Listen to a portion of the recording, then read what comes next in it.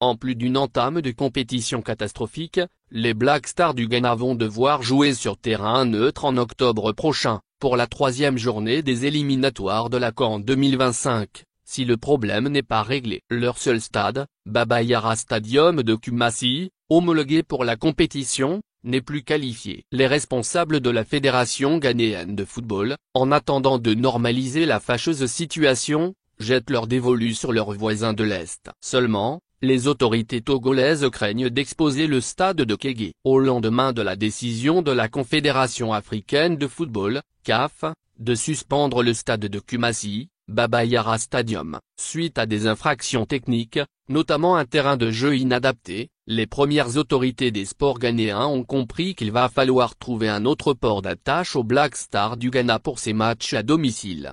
Puisqu'elle n'a plus du terrain de jeu qui pose problème, une grande partie des gradins a été vandalisée par des supporters ghanéens mécontents, après la défaite face à l'Angola.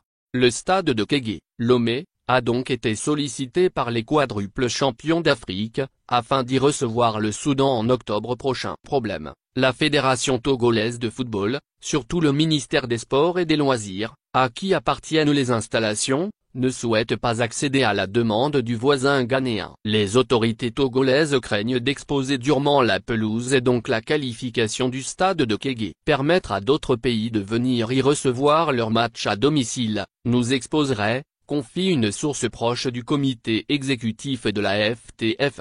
Cette nouvelle situation accentue la pression sur les responsables du football ghanéen qui vont devoir, soit accélérer les travaux d'entretien du stade sportif d'Accra ou le stade de Cap Coast aussi en maintenance, soit se tourner carrément vers la Côte d'Ivoire.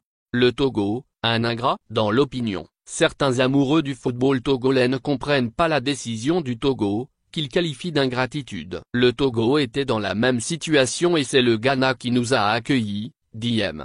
Stéphane qui regrette la décision. Cette demande, si c'est qu'elle est acceptée, devrait constituer un retour de l'ascenseur. Le Togo ayant utilisé, dans presque les mêmes conditions, les installations du Ghana, Oenedjan Stadium d'Accra, en 2009 pour sa qualification pour la CAN Angola 2010. Une compétition qu'il n'a plus finalement disputée pour cause d'attentats à Cabinda sur son équipe. À l'époque, octobre 2007, suite aux incidents qui ont émaillé la fin du match Togo-Mali comptant pour les éliminatoires de la CAN Ghana 2008, le comité de discipline de la Confédération africaine de football avait suspendu le stade de Kégué et fait interdiction aux éperviers du Togo, seniors, de disputer les 3 prochains matchs des éliminatoires de la CAN et du Mondial 2010 sur le territoire togolais. Et le Togo avait élu domicile à Accra. Ce refus du Togo d'accueillir les matchs à domicile des Black Stars du Ghana va retentir jusqu'à N'Djamena au Tchad. Il y a une semaine, 12 septembre 2024, lors d'une visite de travail à Lomé avec le Comité national olympique du Togo,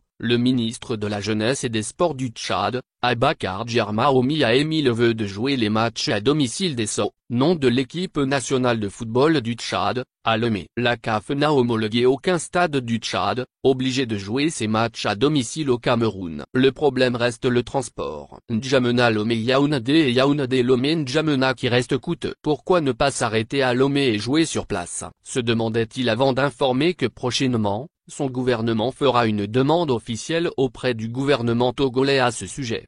Mais avec le cas ghanéen, l'espoir est éteint.